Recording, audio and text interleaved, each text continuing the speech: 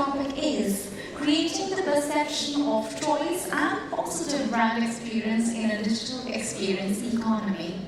Time to invite our next moderator. We have with us, please help me welcoming Mr. Nitin Jagadish, Senior Director, Enterprise Business, Zendesk. Let us have a huge round of applause for him, please. Joining him, we have the panelist, Mr. Akash, Jaggi, Global Director, Customer Experience, Global Supply Chain, Schneider Electric. Mr. Velayutham, Head CRM, Titan Company Limited.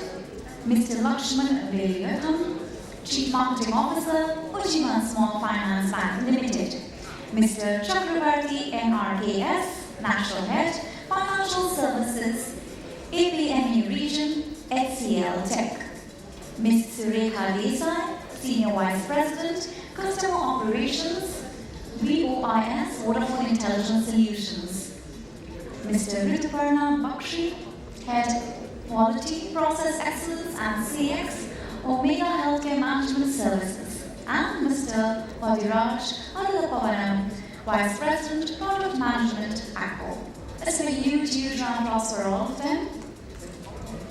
Come on, let's have some applause, please. Thank you. Over to you, Nitin, sir.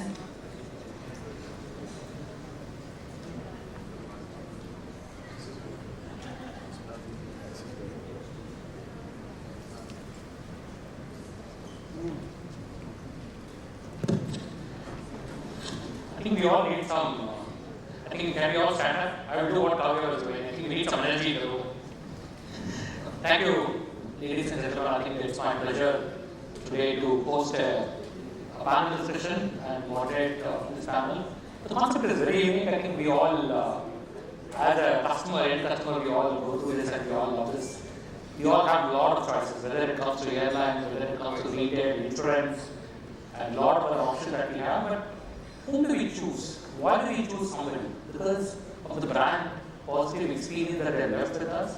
And that's one of the main reasons that today most of the customers can just rep with one bad experience. We've seen that in our survey also that recently we did. With one bad experience in India, about 66% of our customers just change their loyalty.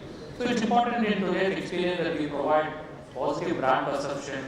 How do we engage with our client? Give a seamless engagement across. While we spoke a lot about ChatGPT, we spoke a lot about bot and other stuff. I think the positive experience or perception of choice can be only navigated using hybrid, which is both physical and automation that we bring on table. Having said that, I think I have a wonderful panel of speakers who will give their perspective about how they feel that how do you bring about positive brand experience and also provide seamless using technology as well as humans. So that is what we're going to talk about today. So with me, I have many eminent speakers. So quickly, I will ask the first question to, give me a second, to Lakshman. Sorry, Lakshman is right next to me. Sorry. So Lakshman, first question is when we speak about digital experience, one of the key themes that we talk about is increasing customer demand. Customer demands are increasing day by day, and they want the best of services at the same time. How do you bucket these expectations, and how do you cater to them with the best of technology or best of processes that you have? No.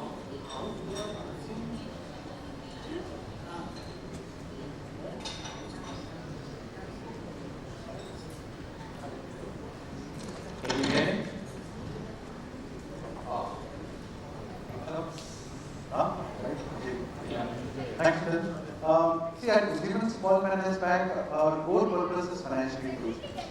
And when we look at customer segments, we straddle two diverse segments. On one side, we have our microbanking customers, who form the bottom of the pyramid when you look at the hierarchy. And on the other side, we have our savings and deposit customers who invest in us in terms of lakhs and crores of rupees. Now, when it comes to a microbanking customer, for them, respect is a cornerstone. They look at a bank, someone who will listen to them, who will understand what their issues are, okay, and are willing to even entertain them in the first place. Because typically the best of the banks would not walk into them. So the purpose of the small finance bank is to serve the unserved and the underserved. So respect is the cornerstone for them. That's the first part. Second, are you willing to give them any money? Are you willing to risk them? So what are your credit models? How have you designed your products and services so that it caters to their needs? That is the second part. Two, what are you willing to offer small ticket sizes? That is the third part. Now, and more importantly, for them, when you talk of personalized service for them, they want doorstep banking. Okay, or they are willing to walk into any of the touch points that are available. So for micro banking segment, we have something called the central meetings, which are spread across the country, which are the catchments of around 2 to 5 kilometer radius of these customers. So the idea is to enable that they come into that particular center and avail of the loan or pay off their EMIs. And you have to bear in mind that when it comes to micro banking, it's a community. Now come to the other sect, which is the savings and the deposit customers. For them, respect is given because they have the network with them. Okay, and they expect that kind of personalized service. So doorstep banking is given for them. They expect internet and mobile banking is given because that's the experience for them with many banks. But what they expect more is the responsiveness.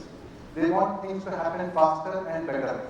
Whereas on this side, they are happy even if there is a delay of 1 or 2 days, as long as they get a loan. Whereas on this side, they say, no, I am investing my money with you, so I need you to be responsible. So this is how the expectation gets defined, and accordingly our products and services also defined upon. Very difficult, I know. Because as a Ujjivan bank, you have both the spectrum, lowest income to the highest income. Surekha, I will just come to you now, because I know you work in Vodafone and you have both online and offline experience. One of the things that I want to understand from you is that the expectations are there, but how do you make it an automated process, or how do you define using tools of technology that expectation can be done through different channels? Like for example, I can use a bot to do self-service capability for the high net worth individual. Maybe in your case, how do you do such kind of automation to bring about expectation from a customer standpoint and catering to their needs? I'm coming to you. Okay. So, Nitin, I think when we talk about our organization, I work with the global service shared service arm for Vodafone. So we take care of multiple markets.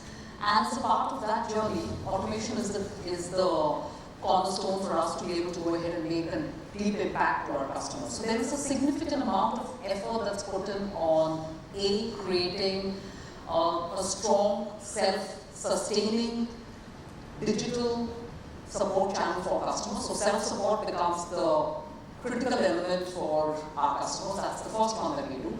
The second one that we do when it comes to automation is how can we go ahead and improve our customer journeys by getting our advisors, our expert advisors, to be well equipped on knowledge management. So we use various tools which are available like Velayutham, so that we're able to bring in an improvement on our knowledge management that our employees use.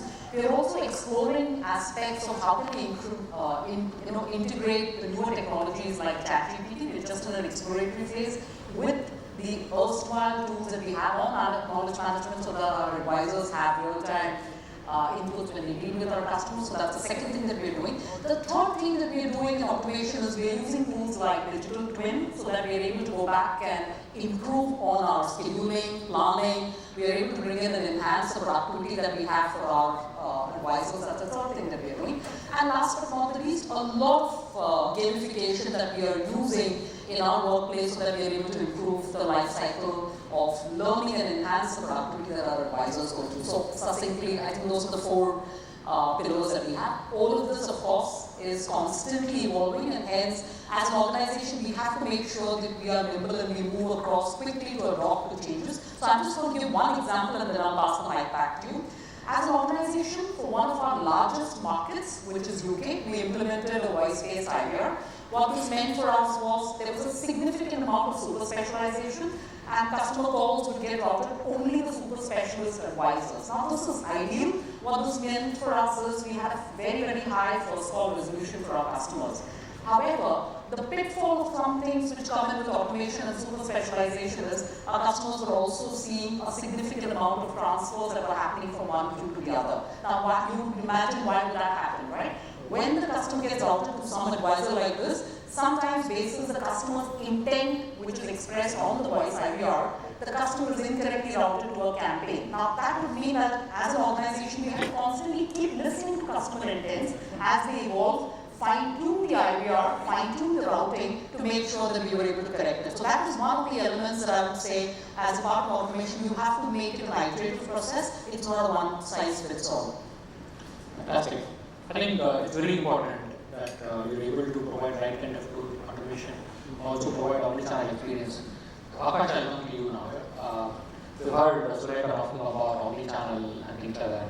As a CX leader, I'm sure there are many areas that you need to focus, but how do you provide the same positive experience across all touch points to your customers? Thank you for the question. Impossible task. Let me just put it across that way. See, we definitely can divide a lot of the entire journey of the customers into different touch points. It's a very good practice. It's been in the industry for a while now. But giving the similar or a very consistent experience throughout all the touch points is next to impossible because the needs of every touch point is, they're very different. Very different.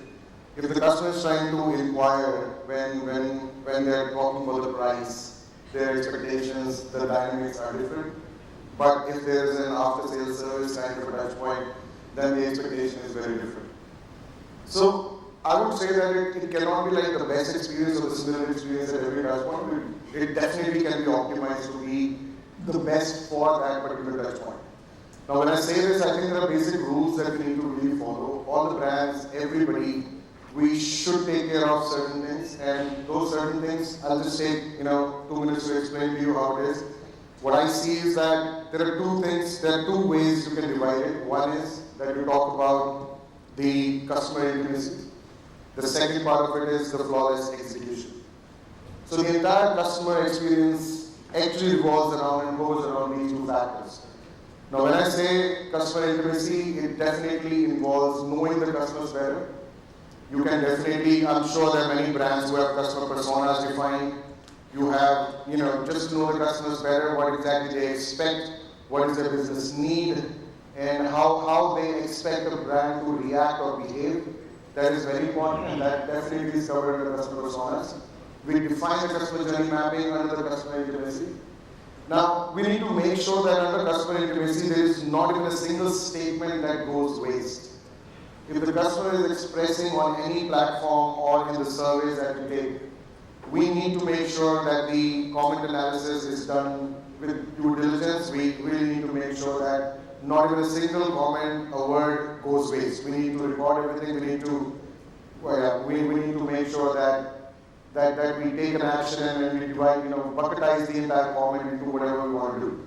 Now the second part that I said was flawless execution. Even if, I come from a manufacturing background, I'm Schneider electric, so we actually manufacture products. Everybody knows what we make in the power generation, and we try to give you support on the transformers, panels, we make switches, wires, you name it, and we make it for the electricity and the movement of electricity in your houses as well, I must say. Safety products we make. Now, even if you are in manufacturing or if you are in the service industry where you're giving a service like insurance or maybe customer service for that sake, what is required is the execution of what the customer needs. It has to be immaculate. Now, gone are the days, I strongly believe this, I think I said this in one other forum as well, where economists and somewhere quoted me also. The point is that it's not about the touch point perfection. It's about how do we foresee elimination of the touch point with the help of digitization. We are no longer in an era where we talk about a perfection of a touch point. We want lesser touch points. The customer wants to forget about the brand once it is bought. So that's exactly what customer experience will be in the next 5 years. So we need to be careful about that, and we need to develop the digitization accordingly, and we have a lot to do in future on digitization. Thank you. Thank you, Akash. Sameer, I will come to you now. You're from Titan, and I know it has multiple brands, multiple touch points, and you also have physical and online. Same question to you, but how do you provide, as a customer, if I want to get a consistent experience, when I walk into a physical store, and then I come to an online mode, how do you provide that experience seamlessly, and what are you doing differently today from an IT perspective? The customer always has a positive brand experience with you every time. Sure. Thank you for the question. I think we've covered a good amount of ground on many areas. And I don't know how many of us are aware. Titan, while it's one company, but there are about 14 different brands, right? But what we want to make sure is that the experience customers get across all these brands is similar, and many touchpoints offer multiple brands to the same customer.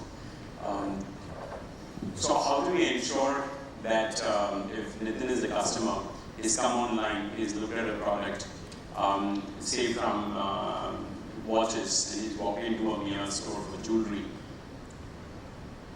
You know, we often talk about choice, and too many choices make it difficult for people to buy.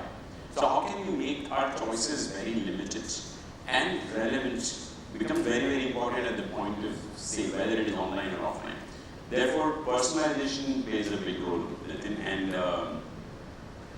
how does this pan out in the omni multi-channel and multi-brand space is that if someone's interacted for jewelry, all the interactions, whether it is on call or chats or WhatsApp, all of it is recorded, and it's very, very important that we have a single source of truth, which is your CRM system, across channels and across touch points and different brands. All interactions are available in one single space. So this allows people to have meaningful conversations. What we've also done is enrich customer 360 with important milestones, both in the product life cycle and customer life cycle, right? For instance, someone walked in, it's their birthday or anniversary.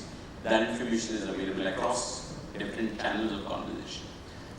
Someone's bought specs and it's about 10 months, and for someone like me, it's important that we keep testing the power for your eyes for correction every 10 months. Having that information, looking at the whole history and looking at the conversations in check, Vadiraj has come on live chat, has explored possibilities of considering lenses, contact lenses, making this information available at every touch point, where irrespective of the channel of communication, whether it is physical or whether it is from brand A to brand B, I think becomes very, very critical, and enabling people frontline, whether it is the sales RSO at the store, we have about 2,000 stores, is everyone empowered and enabled to look at my interaction with the brand, irrespective of the product. And the other piece that we see, which is very interesting, and I think it's very important for all of us, within say the jewelry brand, we have customers who start at a lower range, but eventually the same people, they start earning more, they move further up the category. Having a trace of customer shifts in terms of the product category, and sometimes you're not buying it yourself, you're buying it for a family member.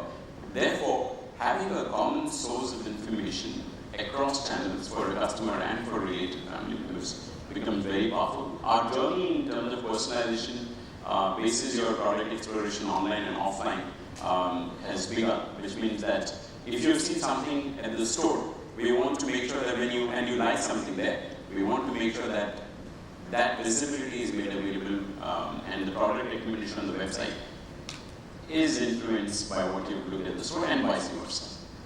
Amazing. I think I know from a Titan standpoint, it's very difficult, as you said, there are 14 brands. Rituparn, I want to come to you. You come from a healthcare background, healthcare. Is there any example that you can quote out that how you are doing it in your industry? How differently you are trying to engage and create a positive experience?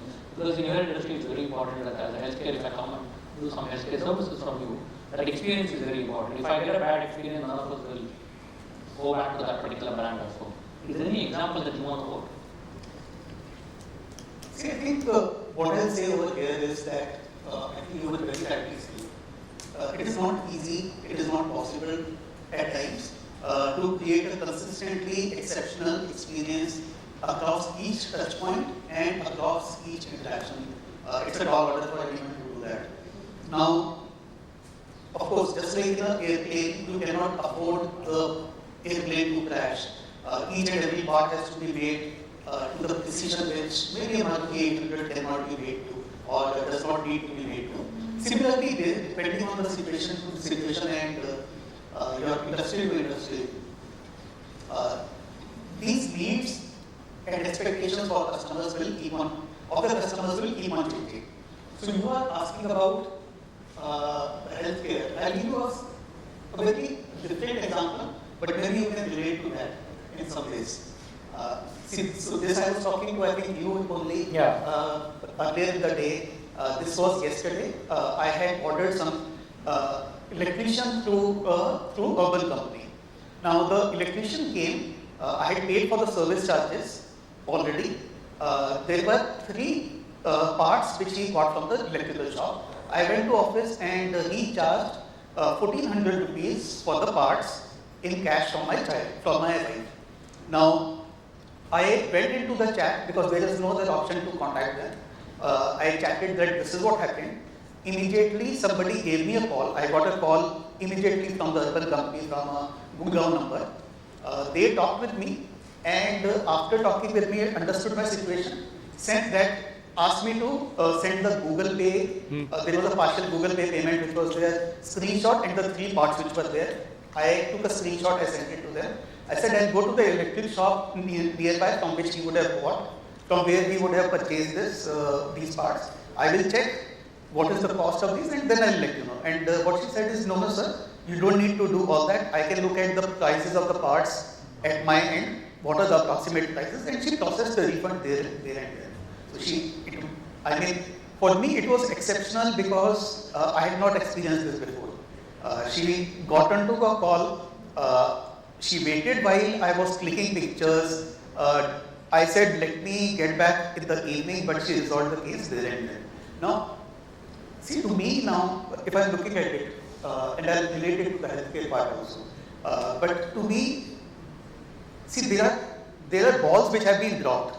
There will always be balls which will be dropped at various touch points. In this case, in the Urban Company, the electrician can come late, the service personnel can come late, they can sometimes do a little shoddy job. Maybe sometimes they will overcharge. But what is it that is going to stick to my mind? What will stick to my mind is an experience like this. Right? Now, whether they invested in the technology and this particular experience on purpose, that I don't know. Whether it was on purpose or whether it was not by design, but someone just thought that let us invest in this because this is the buzzword of the day. So that's not the point. The point here is they invested in something that will stick in my mind for a long time to come. And everywhere I go, there is going to be ball which is going to be dropped. But something exceptional should stand out and be consistent across as we were talking about for anything to stick in the mind. If I talk about, let us say, Taj hotels here. You go to, I'm a Epicure member, I prefer to go to Taj properties anywhere. It's not that they are the best properties, but then there is the interaction, the human interaction, the staff of Taj has with me or with us is not like anyone else. And maybe they have invested in the training of the people, in ensuring the consistent human experience. That is something which, again, I remember always. Whenever I have to make a choice in the future, we are all spoiled for choices. There are so many hotels you can always go to. People are chasing you for their own rewards programs, etc.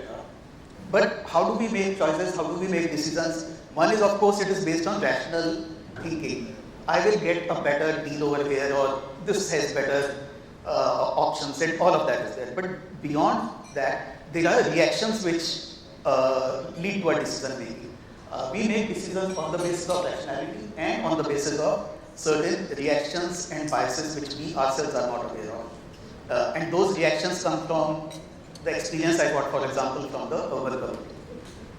I am able to rationalize, we are sitting in this forum, but there are people who may not be able to, who will not rationalize, but something somewhere will stick out, and there has to be strategy to what do we want our company to stand for, what do we want to stand for, and make sure that that thing is consistent in each and every call, each and every interaction.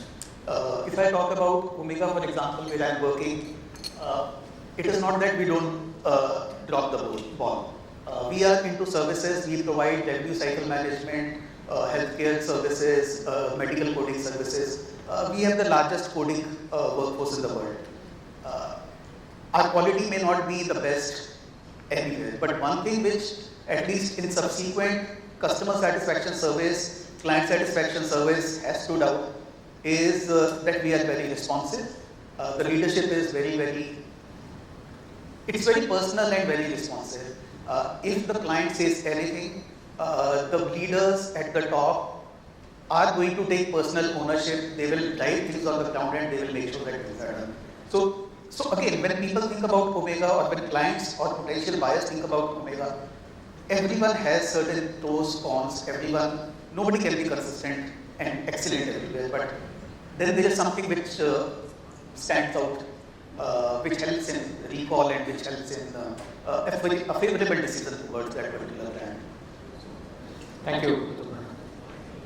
Chakravarthy, I come to you. You are from technology company, and what I have seen personally, this is my view, is that if you look at it, we have spoken about a lot of omni-channel today. If you go to any company, any technology or any businesses, we all talk about omni-channel. If you look at it, omni-channel is a necessity today. But what customer expect is a fluid conversation across all the channels. That is conversation CX.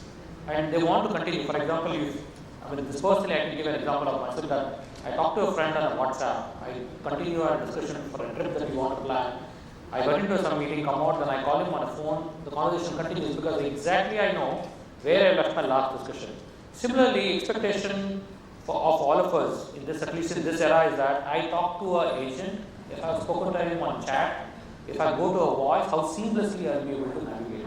So, Chakravarthy, the question from a technology standpoint is that what are the guidelines or any practices from a technology standpoint or from a process standpoint that you want to give us, and how do you build this kind of conversational experience to our customers?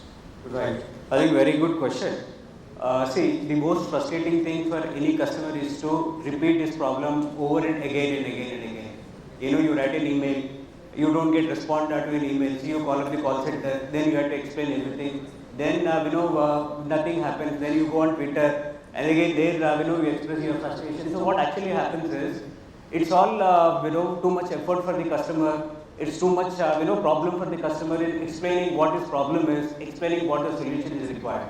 So therefore the point that you mentioned is, pick up where the customer left.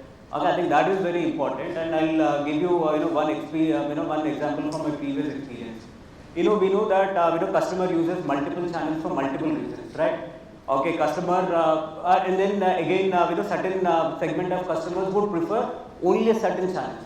For example, somebody is very comfortable in talking, so you may automate, you may come up with chatbot, chat GPT or whatever, but you would like to speak. Right? So therefore, you should be available to him, and when he wants to speak, don't irritate with IVR and then giving details, etc. Okay, so the important aspect here, or I would call critical success factor, is predictability. Okay, you have all the data about the customer. Okay, you should be able to know why the customer is calling you. Is it because there is a problem? Is it because something has broken down? Is it because he wants to replace some part? What is it? You have the data. So when you get the customer call, I think the agent should be able to get a description of what would be the possible reason why the customer is calling, and accordingly have the solution ready, and then provide the solution. It's already happening in some of these sectors. Telecom is one example. That's one. Number two is maybe he is in the office, okay, and he is not in a position to call or is not in a position to write an email, but he has Instagram or WhatsApp or Facebook at his disposal. What he would just say is, I need this. Okay, immediately, using your CRM system, you should be able to pick up what the customer wants, what is his past experience, and then what kind of a solution he is expecting, and then provide that solution. So it's a seamless solution. That is point number one. And then how do we get that seamless solution? By capturing relevant data. I've worked in multiple organizations, multiple sectors. We capture all unnecessary data, and when you need the data, you don't get the data. That is the problem. Okay, we actually capture like tons and tons and tons of data, right? Like say from telecom, there's a network data that gets captured, onboarding data gets captured, behavior data gets captured, his usage data gets captured. And then we go to the social media also, and then we look what is he saying in Twitter, what is he saying in Instagram, capture all the data. When customer says my phone is not working, we don't know why the phone is not working. Again you ask all the data, again you irritate the customer, frustrate him, okay, and then you give him the solution. So the first thing that need to be done is predictability. We should be able to identify what the customer wants and then provide even before the customer is asking. I'll just give you an example, which we have done in one of the previous companies.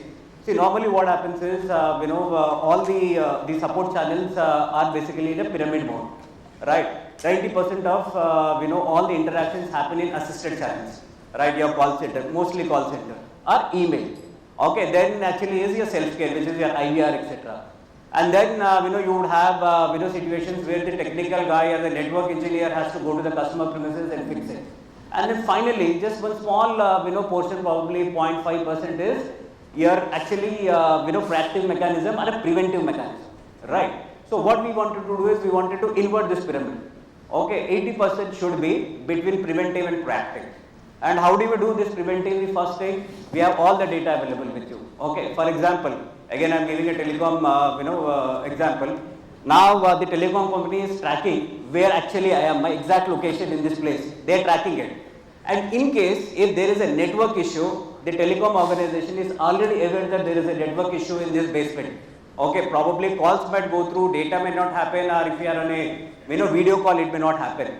What the company would do is, company would send you a message. We understand that you are in this place, in this particular basement where we have network problem. You may be able to talk, but you may not be able to do a video call. Apologies for this. So when I get this message in advance, I would be prepared. And some companies are doing it abroad. That is what I got to know. That is the stage where we need to take the customer experience to, which is preventive. The next one is proactive. Okay, before the customer calls up and tells you that something is not working, you know that something is not working for the customer. Be upfront, straightforward, and tell the customer that see this is not working, we are fixing it, right? I think these are the small things that need to be looked at when we really want to give a consistent and memorable experience to the customer. See, basically, like I think I'll just conclude by saying one thing. What is actually lacking most of the time between an organization and a customer is trust. Okay, you tell the customer during the marketing stage that see, this is a wonderful product, this will work in a certain way, and this is really great. So what customer would expect is whatever that we have committed during the marketing stage or in the sales stage, he expects that that should run, that should work, okay, throughout.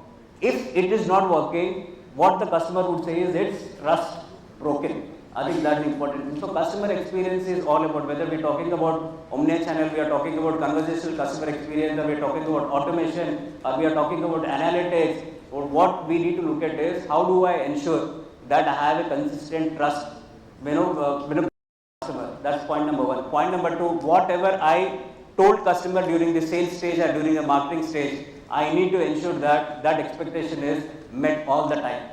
Okay, all this like the tools and then the processes are all just means. We should not keep our eyes off from the purpose, which is building trust and meeting customer expectations. I think that's what I would say. Thank you, Chakravarthy. I think you spoke about telecom experience, and I want to go to telecom person who is in this panel. Can you give me a couple of examples where whatever you said from an experience standpoint, how are you able to do that? I know it's really difficult for you. Like you said, sitting in the basement, you're not supposed to track or you're supposed to track. How do you automate all these processes? Can you give me a couple of examples of how you've done in telecom business? So I'm going to perhaps be repetitive here, Nitin, but I'm going to bring that example one more time. There is an element definitely when we look at automation. So the example I'm going to give you is for one of our largest markets, which is UK. We went ahead and automated at scale. We went back and listened to hundreds and hundreds of customer calls, and we went back and said that if the customer calls with this intent, if it's for broadband, you go ahead and route the customer to a certain advisor. If it's for mobile devices or if it's for their mobility contract, you would go ahead and route the customer to a specialist advisor, etc. Now, over a period of time, depending on your product and service propositions, obviously the keywords that the customer would come in and share with you as a part of your IVR conversation is constantly evolving. And what that meant for our organization was we were not as fast in our ability to go back and pick up those keywords and change. So while the automation had come in at scale, our ability to go back and constantly as an iterative process, pick up the improvements and build it back was not there. And that meant high percentage of transfers like I shared earlier. So the first thing that we had to do is use tools like speech to text analysis, look at the top call drivers, understand the intent that the customer was bringing in, feed it back in so that we were able to correct the routing. So that is one example of how automation at scale, though built into the system, requires it to be tweaked back to make it intentful. The second one is again using tools like speech to text analysis. You're able to go back and look at your repeat callers. So you see your repeat callers, you know that you've got this is the second call or the third call. You know what exactly the customer is saying on those calls because these tools that we have will tell you that this is what the customer is saying, here is the percentage of escalation that's happening on these calls, here are the percentage of transfers that you're doing, and these are the departments that you're transferring it to. So the second element of automation by using the right level of tools is you're able to build in a certain level of analytics which clearly tells you what is the customer saying on these calls, what exactly are you able to handle because you're able to see your screen and you know exactly what your advisor is doing, which tools are they using when they go back and handle that customer. You're also able to understand at what point of that customer journey does the customer get frustrated and request for transfer or escalation, and then you know exactly what is the interdependency that you have between one department and the other because of which you're ending up transferring the customer. Now to fix some of this, you end up going back and doing perhaps 2 or 3 top things. One, you really look at the customer journeys to understand where should the customer journey be best handled, which team should handle the first call, that's the first one. Empower the team so that you're able to do the first call resolution, that's point number 1. Point number 2, if you feel that you have an opportunity with the advisor, you're able to go back and relook at the campaign scaling and the advisor is able to better get empowered and handle the customer, that's the second one. And last but not the least, this is a constant process. You will have to keep listening to customer calls, keep listening to this process and make those tweaks. So that's my experience of being into telecom. I have other B2B experiences, but I think we have paucity of time, so we should go on with this one for now. Thank you. So I think we've heard from panels that about a couple of things that very frequently came about is that how do you provide consistent experience, how do you provide seamless experience across all the channels. I'll come to you now, and we've been waiting for a long time. You're from an insurance company and you're mainly digital. And if you look at it in your area of engagement, which is insurance, personalization becomes very important. And I know because you're a digital company, you have tons and tons of data. And you come from the product side. How do you provide, like Chakravarthy spoke about the data is there but are not getting at the right time. How do you bring about data as a new oil or new engine to provide that personalization level to your business? Sure. Thanks for the question. And first of all, I think insurance is a legacy domain, legacy non-sexy industry, and I think one of the things that what we want to disrupt is how to make it interesting. I mean, I think the coverage in India is in single digit for insurance. Though it's a huge market, so I think our endeavor is to see how through technology, how through products, how through customer experience we can differentiate and get higher penetration.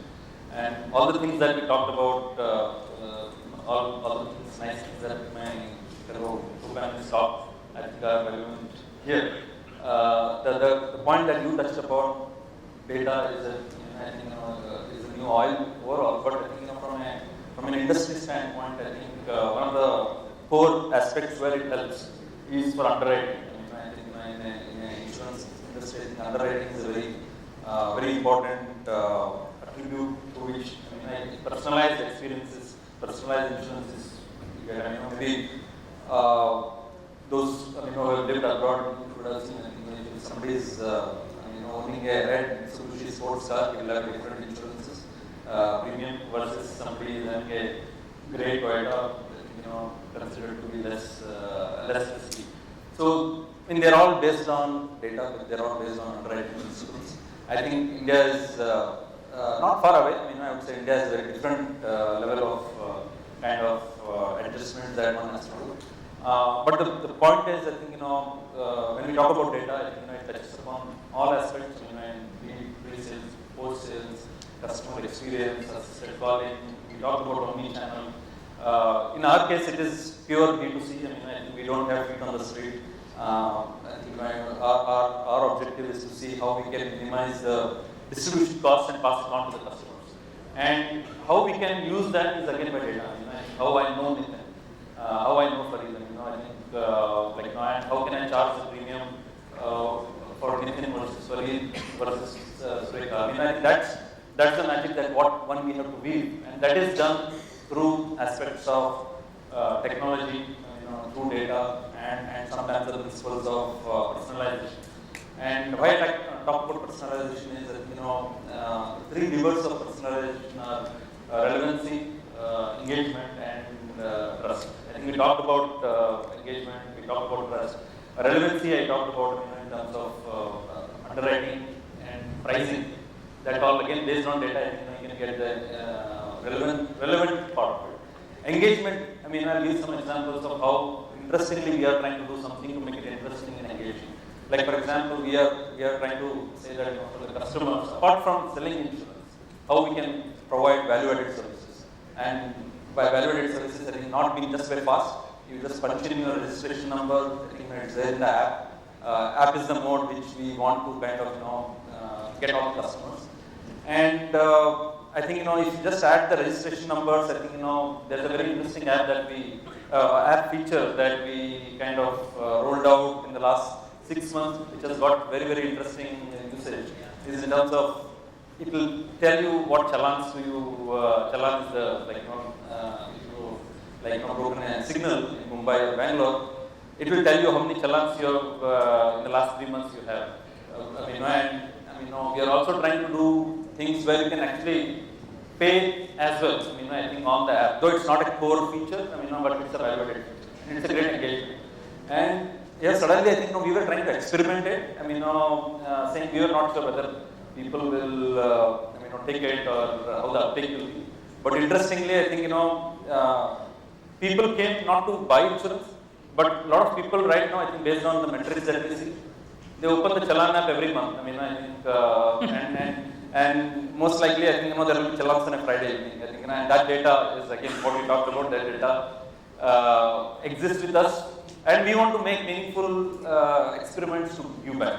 Similarly, I think we are adding experiences like car valuation. We are into motor insurance. Of course, we are getting into health and life as well. As we move forward, we are just a 5-6-year-old company, but. Again, coming back to autos, right? I think we are saying you have an auto like Rituparn has he has a 3-year-old, 4-year-old Ford, and he just we know already him because he has bought or even if he has not bought, he would have checked a quote, and that is enough for us to know that what asset he has. So we give an engaging feature to say your car valuation, if at all when you want to sell. Your car valuation, I think, at this point of time is this.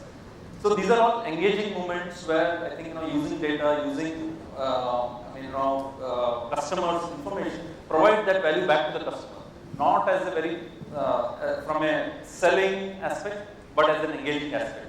And in a meaningful, trustful manner where I think, because it's always a fine balance, and I think the previous panel talked about, there's a fine balance between personalization and hyper-personalization. I think when we try to go too deep into personalization, it may appear as a spam, not too pushy. I think, so our, in the product world, at least where I come from, I think it's all about technology exists. I think you can solve all the problems. There are business folks who are always having problems to bounce and give the product people. And our job is to say why we should do A versus B, C, D. And those are the things which, again, I think how it helps. That prioritization is through aspects of data where we say, okay, this looks like an interesting thing, and how we can use technology, how we can solve that problem. Thank you. I think we've heard 3 perspectives. I just want to ask one last question to the panelists, and we conclude with that. My question is that we've heard about omnichannel, we heard about personalization. But I think the most important thing, I feel all of you sitting here, it's about listening. I think customer feedback is very important. As a customer, I'll tell you how many calls I get from an ex company on the loan, which I don't want. They keep calling me for something and they figure out a way that every day if I call 10 times, that's the way they have to. Lakshman and Akash, I'll come to you. on this part. How important is listening your customer feedback and how you adopt your CX strategy within that? First you and then I'll come here.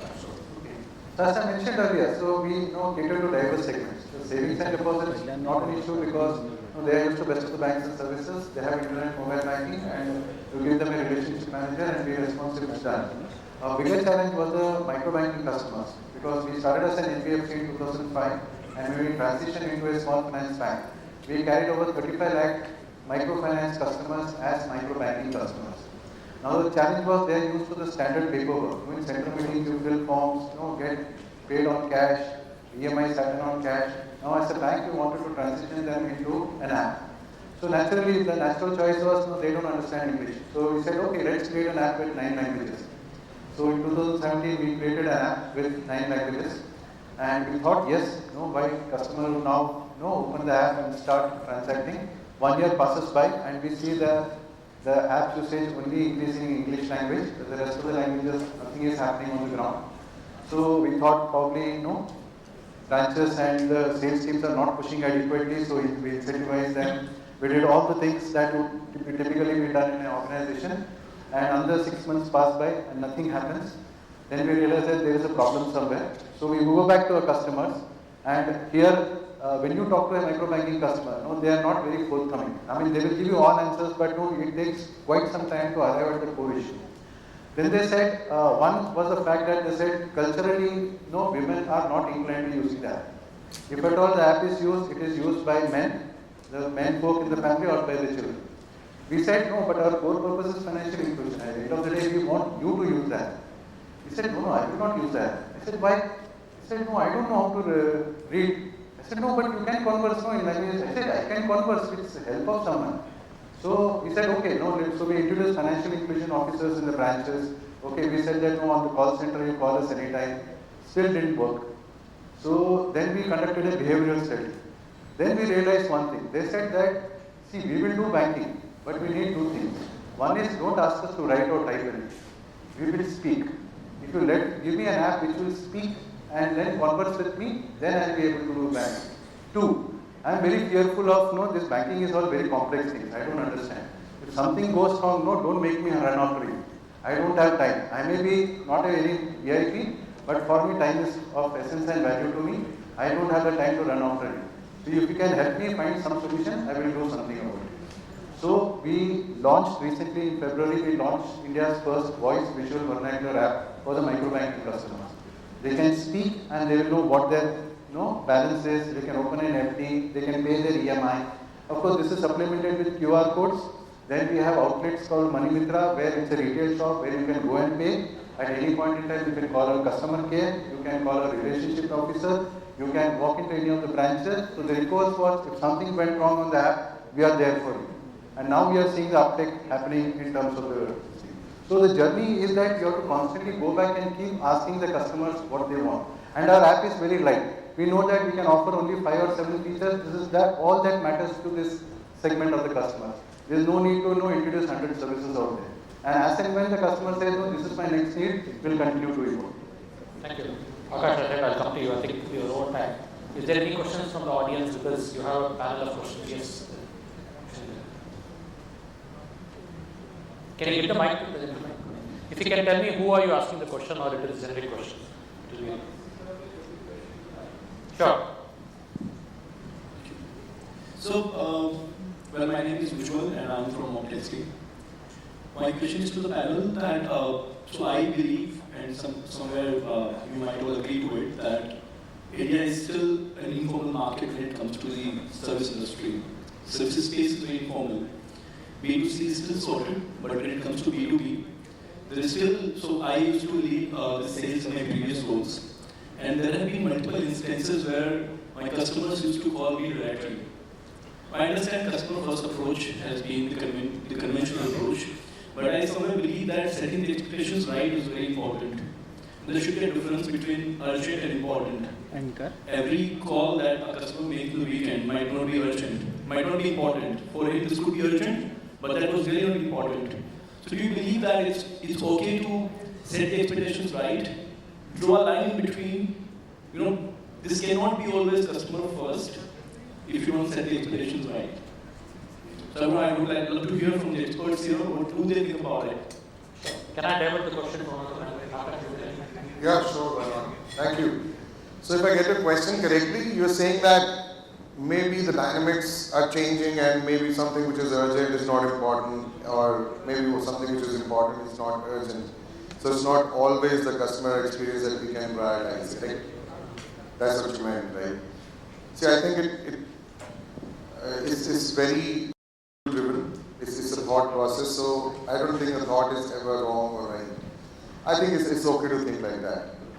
But we have to keep one factor in mind very clear, that whatever we do in an organization, whatever a brand does, the innovation that we do, the digitization that we're trying to bring on the table, there are RPAs, there are I don't know what all, the forecasting, how the customer, Chakravarthy spoke very nicely about, a customer is walking in, such a scary fact. I walk into a mobile shop and the guy says, hey, I know you broke your screen, so come on, let me just change it. How the things are, changing. But at the end of the day, what would you do without keeping the customer not in the center of your organization? Any innovation that we do, anything that we do, in the end, in the previous session, there was some gentleman who said, in the end, we're doing it for Dhanda, right? Dhanda doesn't come because we would not focus on customer centricity. One point I agree that there are certain situations where the customers go beyond our limits to support them. They ask for some irrelevant, illogically high demanding behavior that a brand really cannot entertain those kind of demands. But for those, we have SOPs, we have SOWs, and that is the reason the warranty contracts, the products usage, manuals and all those are made. We need to make sure that end-to-end journey and the end-to-end product that we create, customer is definitely at the center of it, but we need to have our policies in place. We cannot remove focus from customer, that's for sure, no matter which era we go in. Thank you. It's a tricky question. I agree, it's a tricky question, and I'll give some experiences or some examples here.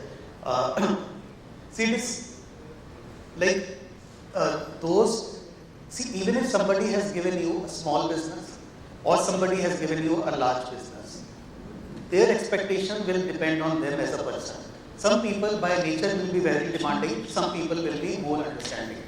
Some people will eat your head day in, day out, even if they have given you a very small part of the business. So people will be there. Now it is up to you what you do to respond to that situation. You can't be rude to that customer. You cannot say no to that customer.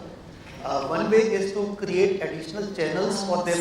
Sorry to interrupt, but you're running very short of time. So One we'll take all the questions and answers offline when we do the networking coffee. Thank you. Yes. We can answer that, I think. I'll quickly answer that. See, one is you can create some channels through which they can interact with you.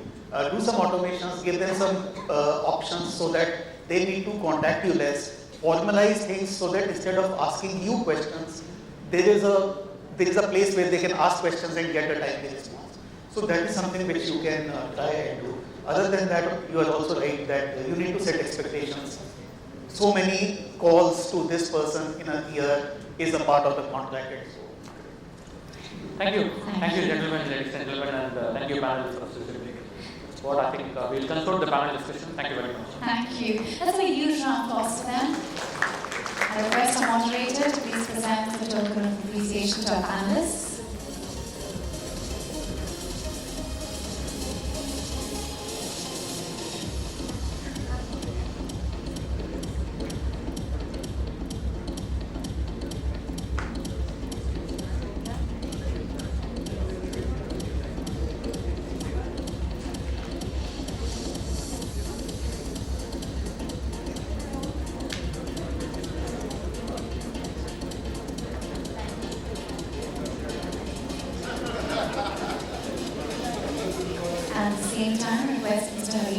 To please step in and present the token of appreciation to our moderator for conducting such a power-packed panel, representing the goddess of Lakshmi, to bring in peace and prosperity to all the people who have imparted some wonderful insights and knowledge to us.